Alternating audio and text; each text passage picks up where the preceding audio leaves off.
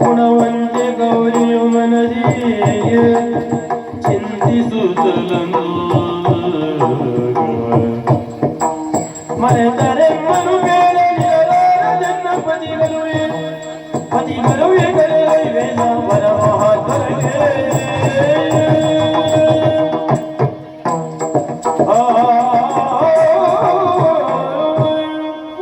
ತಣಿಸಿಕೊಳ್ಳಬೇಕಾದಂತಹ ಮನಸ್ಸಿಗೆ ಚಿಂತೆ ಆವರಿಸುವ ಹಾಗಾಯಿತಲ್ಲ.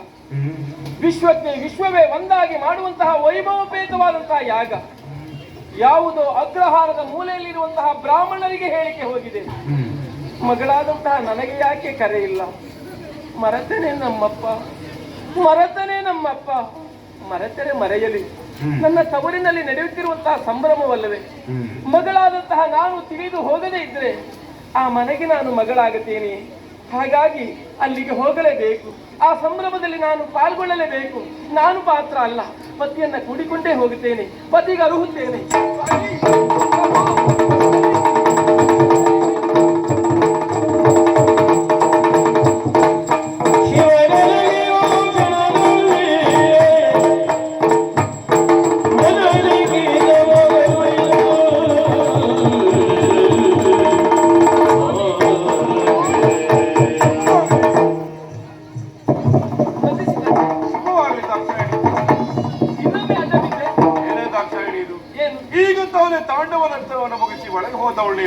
ಪದೇ ಪದೇ ನಮಸ್ಕಾರ ಮಾಡುವುದಕ್ಕೆ ಮುಂದಾಗುತ್ತಾ ಇದ್ದೆ.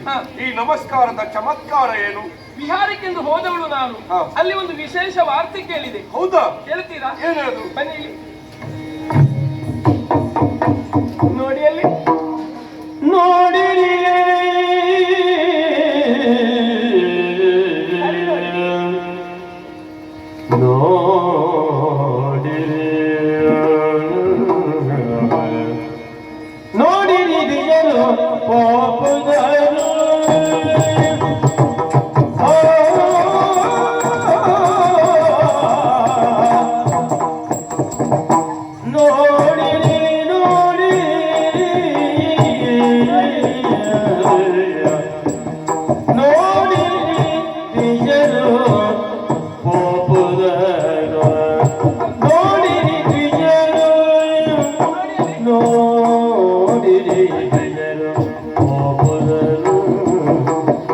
ನಿಮ್ಮಯ ಮಾವ ಮಾಡುವ ಯಜ್ಞವಂತೆ, ನಿಮ್ಮಯ ಮಾವ ಮಾಡುವ ಯಜ್ಞವಂತೆ, ಯಜ್ಞವಂತೆ ಯಜ್ಞವಂತೆ.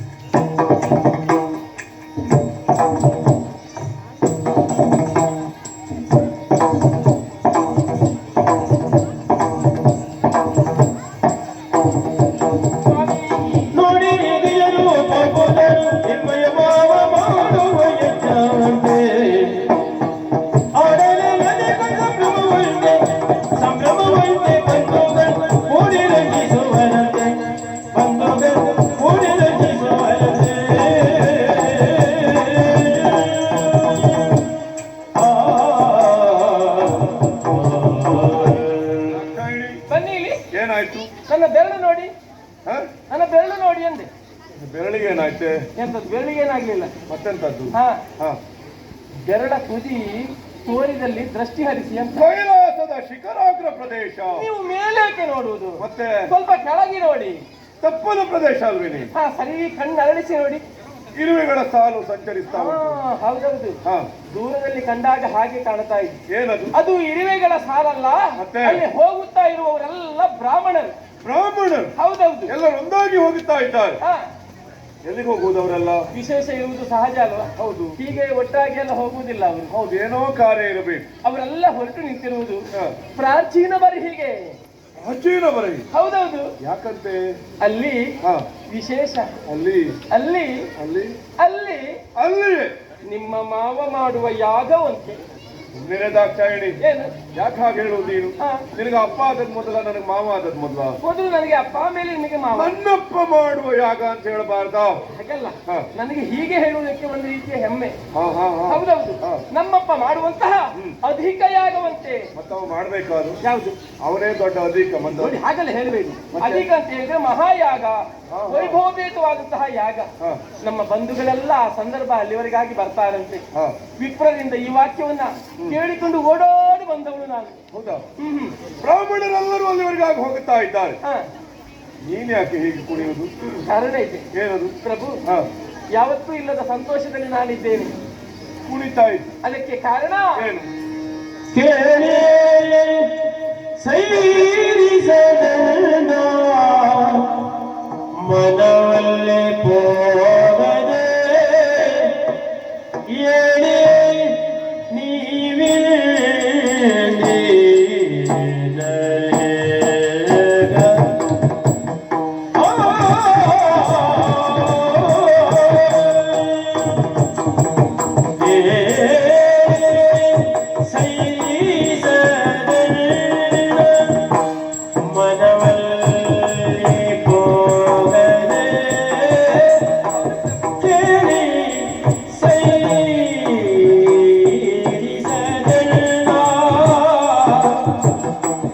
ಮನವಲ್ಲೇ ಹೋಗದೆ ಏಳಿ ಇಲ್ಲಿ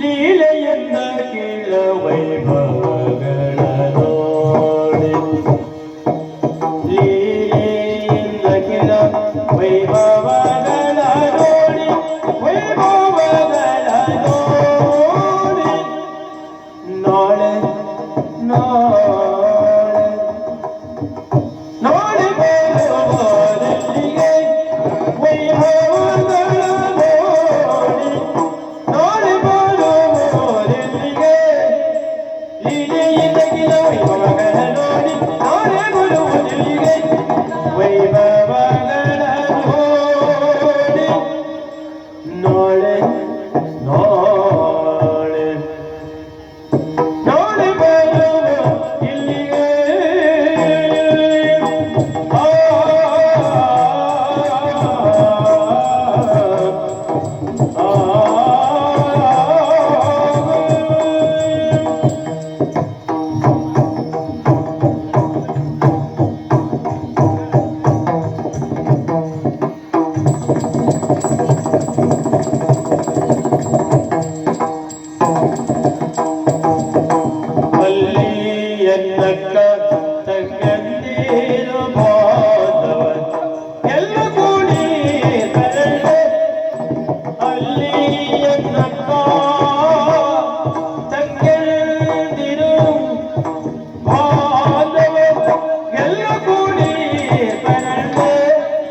ಬಲ್ಲಿರಿ ಬಹುಕಾಲವಾಯ್ತು ಕಾಣದೆ ಬಲ್ಲಿರಿ ಬಹುಕಾಲವಾಯ್ತು ಕಾಣದೆ ಮನದಿಲ್ಲದು ಮನದಿಲ್ಲದು ಮನದಿಲ್ಲದು ಜನಗಣನು ಬಲ್ಲಿರಿ ಬಹುಕಾಲವಾಯ್ತು ಕಾಣದೆ ಮನದಿಲ್ಲದು ಜನಗಣನು ಮನದಿಲ್ಲದು ಜನಗಣನು ರಮಣ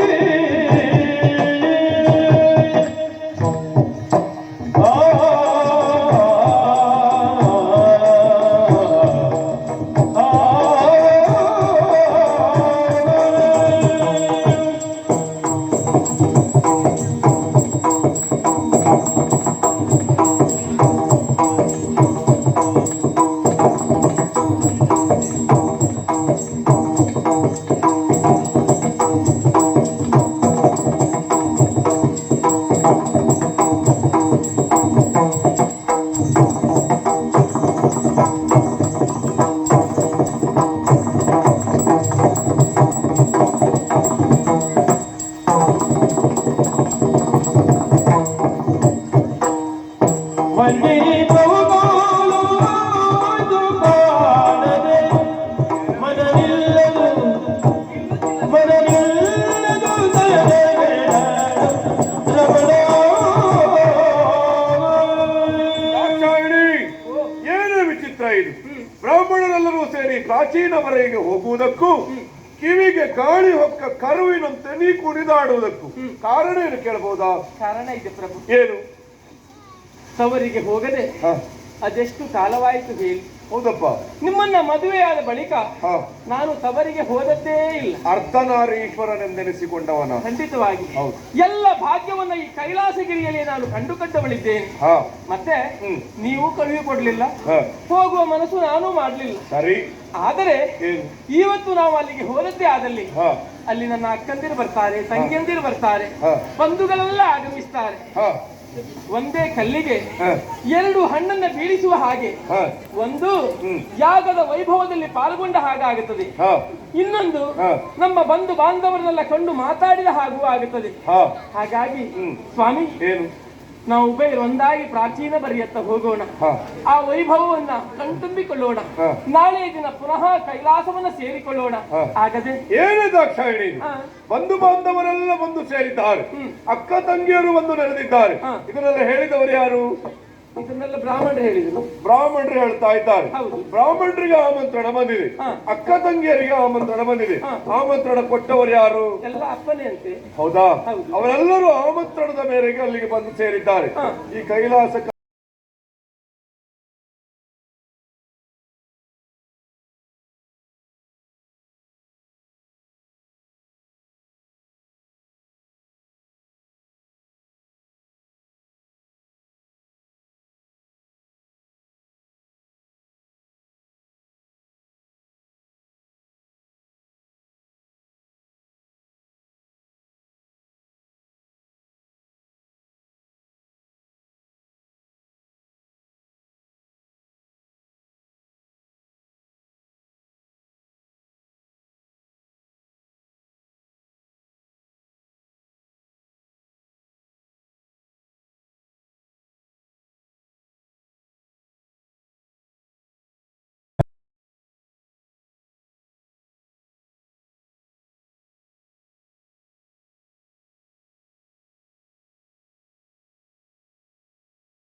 ಹೌದು. ಅವಳು ಬರಲೇಬೇಕು, ಅದು ಸತಿ ಧರ್ಮ. ಹಾ, ಹಾಗೆ ತವರಿನಲ್ಲಿ ವಿಶೇಷ ಕಾರ್ಯಕ್ರಮ ಇದ್ರೆ ಹಾ.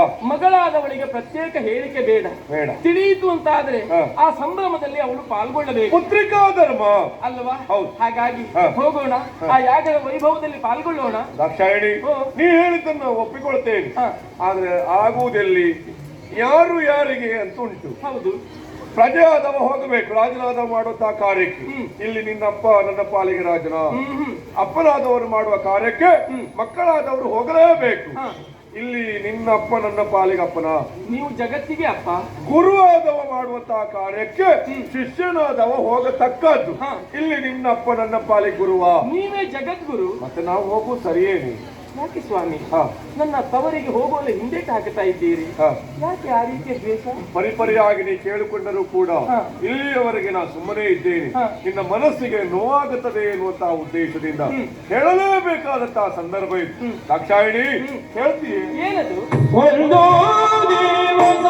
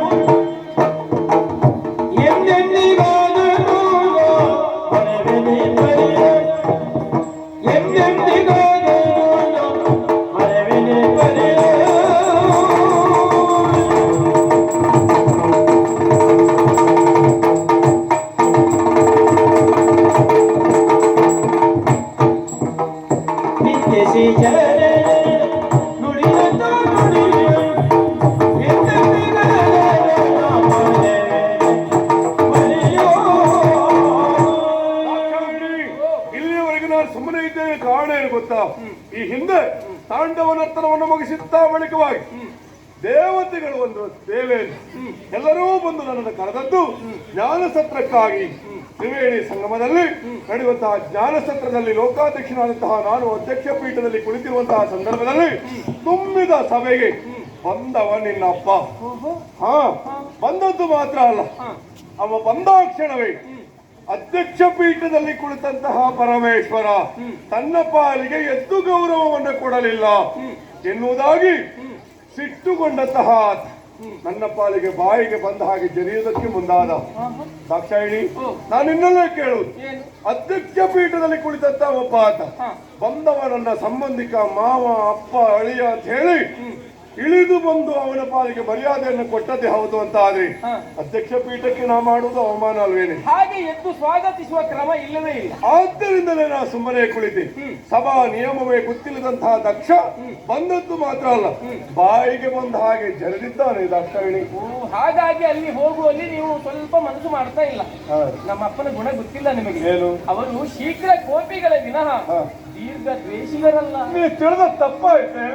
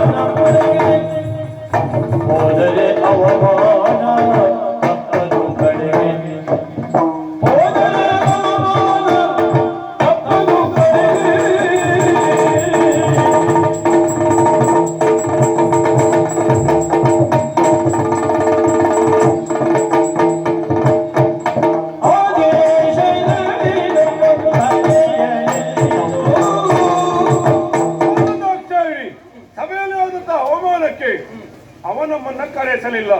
ಅವ ಶೀಘ್ರ ಕೋಪೆಯ ಹೊರತು ದೀರ್ಘ ದ್ವೇಷ ಅಲ್ಲ ಅಂತ ಹೇಳ್ತಾ ಇರು. ಮಗಳಾಗಿ ನೀನು ಇಷ್ಟು ಹೇಳುವುದು ಸರಿಯೇ, ಆದ್ರೆ ಈ ಹಿಂದೆ ನಿನ್ನನ್ನು ನನಗೆ ಕೊಟ್ಟು ಮದುವೆ ಮಾಡುವುದಕ್ಕೆ ಅವನ ಪಾಲಿಗೆ ಸಮ್ಮತಿ ಇರಲಿಲ್ಲ. ಆದ್ದರಿಂದ ಅಪ್ಪ ಹೇಳಿದ ಮಾತಿಗೆ ಮರುಳಾದದ್ದು ಅಂತ ಹೇಳ್ತಾ ಇದ್ದಾನೆ. ಆ ಎರಡು ದ್ವೇಷವನ್ನ ಒಟ್ಟುಗೂಡಿಸಿ ಈಗ ನಮ್ಮನ್ನ ಕರೆಯದೆ ಇಂತಹ ಕೃತ್ಯಕ್ಕೆ ಮುಂದಾಗಿದ್ದಾನೆ. ಆದ್ದರಿಂದ ಅವ ಕರೆದಿಲ್ಲ ಅಂತ ಆದ ಮೇಲೆ, ಆಮಂತ್ರಣ ಇಲ್ಲಿವರೆಗಾಗಿ ಬರಲಿಲ್ಲ ಅಂತ ಆದ ಮೇಲೆ ನಾನು ಹೋಗುವುದಿಲ್ಲ, ನೀನು ಹೋಗುವುದು ಬೇಡ. ಬೇಡ ಹೋಗದಿರೆಂಬ ವಚನವನಾಡಿ ಕೆಡಿಸದೆ. ಬೇಡ ಬೇಡ ಹೋಗದಿರೆಂಬ ವಚನವನಾಡಿ ಕೆಡಿಸದೆ. ಪತಿಯನು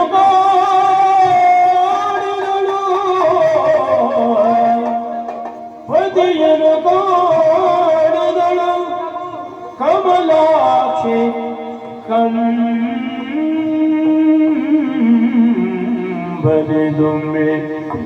ಗೋಳಿಡುತ್ತ ಪತಿಯನು ಕಾಡಿದಳು ಕಮಲಾಕ್ಷಿ ಕಂಬನೆದುಮ್ಮೆ ಗೋಳಿಡುತ್ತ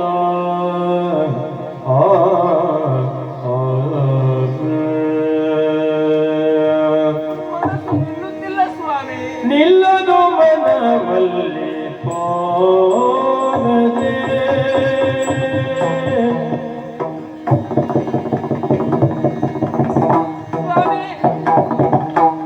ನಿಲ್ಲದು ಮನವಲ್ಲಿ ಹೋಗದೆ. ನಿಲ್ಲದು ಮನವಲ್ಲಿ ಹೋಗದೆ. ಪ್ರಾಣವೆಲ್ಲವ ಕಳುಹಿಸಲಾಗದು. ಪ್ರಾಣವೆಲ್ಲವ ಕಳುಹಿಸಲಾಗದು.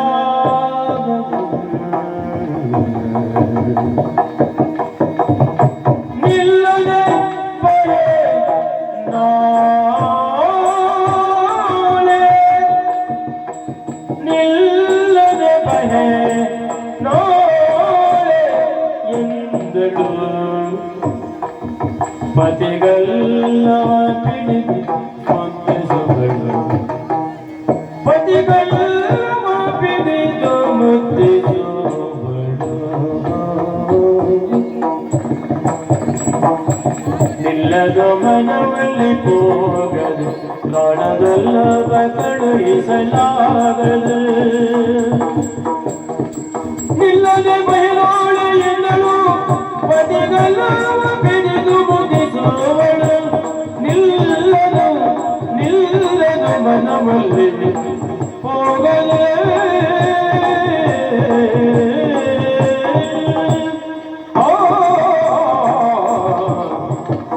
ಆಡದಿರಿ ಸ್ವಾಮಿ, ಆಡದಿರಿ. ಬೇಡ ಎನ್ನುವಂತಹ ಎರಡಕ್ಷರವನ್ನ ಮಾತ್ರ ಆಡದಿರಿ. ಆಡುವುದಕ್ಕೆ ಎರಡಕ್ಷರದ ಶಬ್ದವಾದರೂ ಲೋಕದ ತಂದೆ ಎನಿಸಿದಂತಹ ನಿಮ್ಮ ಬಾಯಿಂದ ಬಂದಂತಹ ವಾಕ್ಯ, ಅದಕ್ಕೆ ಲೋಕದಲ್ಲಿ ಪ್ರತಿ ಉಂಟೆ ಹೇಳಿ. ವಿಪ್ರ ವಾಕ್ಯವನ್ನ ಕೇಳಿದ ಮೇಲೆ ನನ್ನ ಮನವೆಲ್ಲವೂ ತವರನ್ನ ಸೇರಿ ನಿಂತಿದೆ. ಬರೇ ಬಿಂಬ ಮಾತ್ರ ಇಲ್ಲಿದೆ ಸ್ವಾಮಿ. ಹರ್ಷಚಿತ್ತಳಾಗಿ ನಿಮ್ಮೊಡನೆ ಹಂಚಿಕೊಂಡು ನಿಮ್ಮ ಜೊತೆಯಾಗಿ ನಾನು ಹೋಗಬೇಕಿರುವಂತಹ ಆಸೆಯನ್ನು ಇರಿಸಿಕೊಂಡ್ರೆ ಈ ಹೆಂಡತಿಯ ಆಸೆಯನ್ನ ಕೆಡಿಸಿಬಿಟ್ರಲ್ಲ ಸ್ವಾಮಿ, ಕೆಡಿಸಿಬಿಟ್ರಲ್ಲ. ನೋಡಿ, ಅಲ್ಲಿ ಹೋಗುವುದಕ್ಕೆ ನಿಮ್ಮ ಅಭಿಮಾನಕ್ಕೆ ಭಂಗ ಎಂದಾದರೆ ಹೇಳಿ. ದಾಕ್ಷಾಯಿಣಿ, ನೀನು ಹೋಗಿ ಆ ಸಂಭ್ರಮದಲ್ಲಿ ಪಾಲ್ಗೊಂಡು ಬಾ ಎಂದು ಮನ ತುಂಬಿ ನನ್ನನ್ನು ಹರಸಿ ಬೀಳ್ಕೊಡಿ. ಹೇಳಿ, ನನ್ನನ್ನು ಹರಸಿ ಸ್ವಾಮಿ. ಮಾತಾಡುವುದಿಲ್ವೇ? ಮಾತಾಡದೆ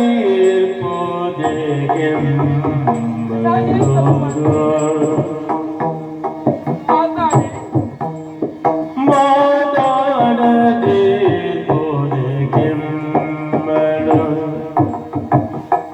ತಾನೇ ಮಾತಾಡದೆ ಬೀಗಳು. ತಾನೇ ಮಾತಾಡುತ್ತದೆ ಬೀಗಳು. ನಾನು ಹೋಗುತ್ತೇನೆ, ಹೋಗುತ್ತೇನೆ, ಹೋಗುತ್ತೇನೆ. ಕಾತುರ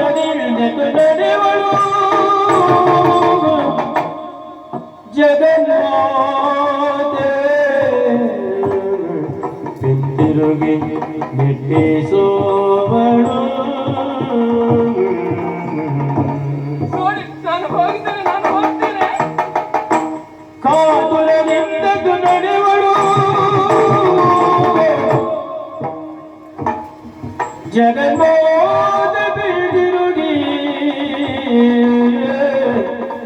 ಜಗನ್ಮೋದ ಬಿಡಿರುಗಿ ನಿಟ್ಟಿಸುವಳು.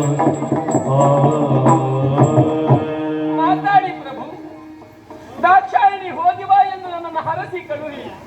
ನೋಡಿ, ಒಂದೇ ದಿನ ಆ ವೈಭವದಲ್ಲಿ ಪಾಲ್ಗೊಂಡು ನಾಳೆಯ ದಿನ ಪುನಃ ನಾನು ಕೈಲಾಸವನ್ನ ಸೇರಿಕೊಳ್ಳುತ್ತೇನೆ. ಮಾತಾಡುವುದಿಲ್ಲವೇ? ನಾನು ತವರಿಗೆ ಹೋಗುತ್ತೇನೆ ಎಂದು ಹೇಳಿದ ಒಂದೇ ಒಂದು ಕಾರಣಕ್ಕಾಗಿ ನನ್ನಲ್ಲಿ ಮಾತನಾಡದೆ ಮೌನ ವಹಿಸ್ತಾ ಇದ್ದೀರಾ? ಯಾಕೆ ಸ್ವಾಮಿ? ನಾನು ಎಲ್ಲಿಗೋ ಹೋಗಬೇಕೆನ್ನುವ ಹಾಗೆ ಅಪೇಕ್ಷೆ ಪಡುತ್ತಿಲ್ಲ. ನಾ ಹುಟ್ಟಿದವನ ಮನೆ, ನಾ ಬೆಳೆದ ಮನೆ, ನನ್ನವರನ್ನ ಕಾಣಬೇಕೆನ್ನುವಂತಹ ಆಸೆ ಸಹಜವಲ್ಲವೇ ಸ್ವಾಮಿ? ಹಕ್ಕಿಗೆ ಗೂಡಿನ ಆಸೆ, ಹೆಣ್ಣಿಗೆ ತವರಿನ ಆಸೆ, ಇದು ಸಹಜ ಅಲ್ಲವೇ? ನೀವು ನೋಡಿದ್ರೆ ಮನಸ್ಸೋ ಇಚ್ಛೆ ಎಲ್ಲಿ ಬೇಕಾದ್ರೂ ಹೋಗಬಹುದು. ಇಡೀ ನಮಗೆ ಆ ಸ್ವತಂತ್ರ ಇಲ್ಲ. ತವರಿಗೆ ಹೋಗಬೇಕೆನ್ನುವಂತಹ ಆಸೆಯನ್ನು ವ್ಯಕ್ತಪಡಿಸಿದವಳು ನೀವು. ತಾನು ಸ್ವಾಮಿ, ಮನಸ್ಸನ್ನ ಸೀಮಿತದಲ್ಲಿಟ್ಟುಕೊಳ್ಳುವಂತಹ ಸಾಮರ್ಥ್ಯ ನಿಮಗಿದೆ. ನಿಮ್ಮ ಹೆಂಡತಿಗೆ ಅದಿಲ್ಲ.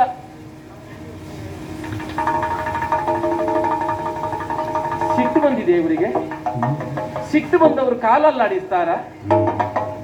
ಏನೋ ನಾಟಕ ಮಾಡ್ತಾ ಇದ್ದಾರೆ. ಅವರು ಹೆಂಡತಿ, ನಾನು. ನನಗೇನು ನಾಟಕ ಮಾಡ್ಲಿಕ್ಕೆ ಬರುವುದಿಲ್ವಾ? ಪ್ರಭು, ಸಿಟ್ಟು ಬಂದಿದ್ಯಾ? ಸಿಟ್ಟು ಮಾಡಿಕೊಳ್ಬೇಡಿ. ನಾನು ತವರಿಗೆ ಹೋಗುವ ಆಸೆಯನ್ನ ಕೈ ಬಿಟ್ಟು ಬಿಟ್ಟು. ಹೌದೌದು. ದಾಕ್ಷಾಯಿಣಿ, ಏನು? ನನ್ನ ಹೆಂಡತಿ ಜಾಣೆ ಅಂತ ಹೇಳಿ ನನಗೆ ಗೊತ್ತುಂಟು. ಗಂಡನ ಮನಸ್ಸನ್ನ ಸರಿಯಾಗಿ ಅರ್ಥ ಮಾಡಿಕೊಂಡವಳು ನೀನು ಮಾತ್ರ. ಆದರೂ ಮನಸ್ಸು ನಿಲ್ಲುತ್ತಿಲ್ಲ ಸ್ವಾಮಿ. ದಾಕ್ಷಾಯಿಣಿ, ಆಲೋಚನೆ ಮಾಡಬೇಡ. ಯಾರಲ್ಲಿ ನಂದಿಯನ್ನು ಬರ ಹೇಳಿ, ನಾವಿಬ್ಬರು ಸೇರಿ ಪ್ರಪಂಚ ಪರ್ಯಟನೆ. ಮನಸ್ಸಿಗೆ ಬೇಸರ ಆದ್ರೆ ಸಾಕು. ಎಲ್ಲಿ ನಂದಿ? ಮತ್ತೆ ಇಲ್ಲಿ ಅದೆಲ್ಲ ಹಳತದು. ಹೌದು, ಅದಾಗುದಿಲ್ವಾ? ವಿಶೇಷವಾಗಿರ್ಬೇಕು. ಹಾಗಾದ್ರೆ ಚಿತ್ತ ಅತ್ತ ಹೋಗಬಾರದು, ಇತ್ತ ಇರ್ಬೇಕು. ಪ್ರಾಚೀನ ಮರ ಎತ್ತಲಿನ ಮನಸ್ಸು ಹೋಗಬಾರದು, ಕೈಲಾಸದಲ್ಲಿ ಕೇಂದ್ರೀಕೃತವಾಗಬೇಕು ಅಂತ ಆದ್ರೆ ನಾನೊಂದು ಕತೆ ಹೇಳ. ಕಥೆಯ ಕತೆ ಯಾವ್ದು ಹೇಳಬೇಡಿ. ಹೌದು, ಒಂದು ಮಿತಿಯಲ್ಲೇ ಮಾಡುವ. ಹೌದು, ಕತೆ ಹೇಳ್ತೇನೆ. ಕಥೆಯ ಅಂತ್ಯದಲ್ಲಿ ನಿನಗೊಂದು ಪ್ರಶ್ನೆ ಇರ್ತದೆ, ಅದಕ್ಕೆ ಸರಿಯಾಗಿ ನೀ ಕೇಳಬೇಕು. ಸರಿ. ಪ್ರಾಯದಲ್ಲೇ ತನ್ನ ಹೆಂಡತಿಯನ್ನು ಕಳೆದುಕೊಂಡಂತಹ ಒಬ್ಬ ಅಪ್ಪ, ಪ್ರಾಯಕ್ಕೆ ಬಂದಂತಹ ಒಬ್ಬ ಮಗ, ಇಬ್ಬರು ಜೊತೆಯಾಗಿ ಕನ್ಯಾನ್ವೇಷಣೆಗೆ ಹೋಗುತ್ತಾರೆ. ಹೋಗುವ ದಾರಿಯಲ್ಲಿ ಇಬ್ಬರು ಹೆಣ್ಣು ಮಕ್ಕಳನ್ನ ಕಾಣುತ್ತಾರೆ. ಒಬ್ಬಳು ಕುಳ್ಳಗೆ ಇದ್ದಾಳೆ, ಒಬ್ಬಳು ಎತ್ತರ ಇದ್ದಾಳೆ. ಕುಳ್ಳಗಿದ್ದವಳು ಮಗಳು ಎಂಬುದಾಗಿ ಮಗ ಅವಳನ್ನ ಮದುವೆ ಆಗುವುದು, ಉದ್ದಗಿದ್ದವಳನ್ನು ಅಮ್ಮ ಎಂಬುದಾಗಿ ಅಪ್ಪ ಅವಳನ್ನ ಮದುವೆ ಆಗುವುದು. ಇಬ್ಬರಿಗೂ ಮದುವೆ ಆಗುತ್ತದೆ. ಅವರಿಬ್ಬರ ದಾಂಪತ್ಯದ ಪ್ರತೀಕವಾಗಿ 1 ವರ್ಷದ ಬಳಿಕ ಅವರಿಗೆ ಮಕ್ಕಳಾಗುತ್ತದೆ. ಆಗ ಗೊತ್ತಾಗುತ್ತದೆ, ಮಗ ಮದುವೆ ಆದದ್ದು ಅಮ್ಮನನ್ನ, ಅಪ್ಪ ಮದುವೆ ಆದದ್ದು ಮಗಳನ್ನ. ಅವರ ಮಧ್ಯೆ ಹುಟ್ಟುವ ಮಕ್ಕಳ ನಡುವೆ ಇರುವಂತಹ ಸಂಬಂಧ ಇರ್ತದೆ. ನನ್ನ ಅಕ್ಕಂದಿರಲ್ಲ ಇಷ್ಟೊತ್ತಿಗೆ ಪುಟ್ಟವರನ್ನ ಕೇಳಿಕೊಂಡ್ರು ಏನು? ನಾನು ಮಾತ್ರ ಹೋಗದುಳಿದೆ. ಹೇಳುದು ಕೇಳುದಿಲ್ಲ ಅಲ್ವಾ? ಮನಸ್ಸು ನಿಲ್ಲುತ್ತಿಲ್ಲ. ನಿನ್ನ ಮನಸ್ಸಿಗೆ ನಿಲ್ಲುವುದಿಲ್ಲ. ಹೋಗಲೇಬೇಕು. ನೀನು ಹೋಗಲೇಬೇಕು. ಹೌದು.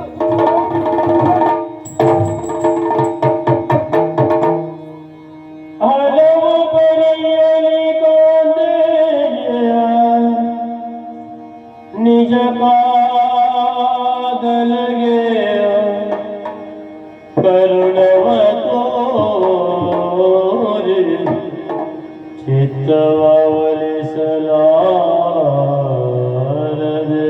ಹೋಗಬೇಡ ಗೌರಿ ಎನ್ನುವಂತಹ ನಿಮ್ಮ ಆಜ್ಞೆಯ ಪಾಶ ನನ್ನನ್ನ ಕಟ್ಟಿ ಕೈಲಾಸದತ್ತ ಎಳೆಯುತ್ತಾ ಇದೆ.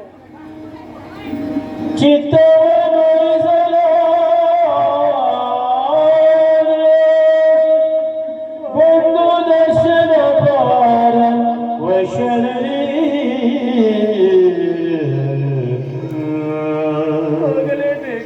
ಹೋಗಲೇಬೇಕು ಎನ್ನುವಂತಹ ಮಮತೆಯ ಪಾಶ ನನ್ನನ್ನ ಕಟ್ಟಿ ತವರಿನತ್ತ ಸೆಳೆಯುತ್ತಾ ಇದೆ.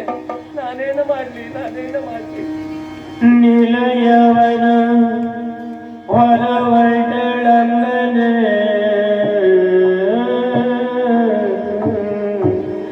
ನೀವು ನೋಡಿದ್ರೆ ಮಾತನಾಡದೆ ಮೌನ ವಹಿಸಿದ್ದೇವೆ. ನನ್ನನ್ನು ಹರಸಿ ಕಳೆದುಕೊಳ್ಳುವಲ್ಲಿ ಮನಸ್ಸು ಮಾಡುತ್ತಾ ಇಲ್ಲ. ನಿಮ್ಮ ಮೌನವನ್ನೇ ಸಮ್ಮತವೆಂದು ತಿಳಿದ್ದೇನೆ. ನಾನು ಹೋಗುತ್ತೇನೆ, ನನ್ನನ್ನು ಕ್ಷಮಿಸಿಬಿಡಿ. ಮೌನಂ ಸಮ್ಮತಿ ಲಕ್ಷಣ. ಚಿತ್ತವರಿಸಲು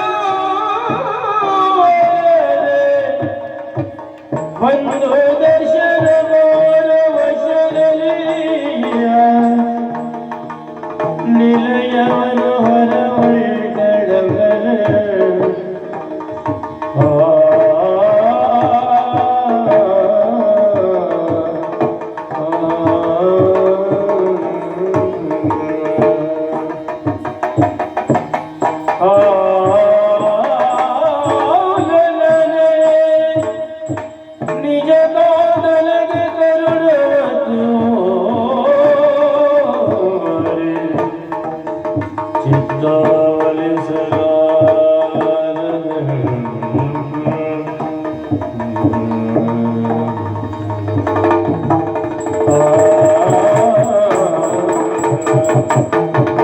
ನೋಡಿ ಪುರವರು ಬಂದಿ ಒಳಗದಿ ಕೇಳಿರುತ್ತ ನಿಶ್ಚಯಿಸಿರಿಗೆ ಒಳ್ಳೆಯದು ಈಶ್ವರನೆಯ ಮೇಲೆ ಪರಿವಾರ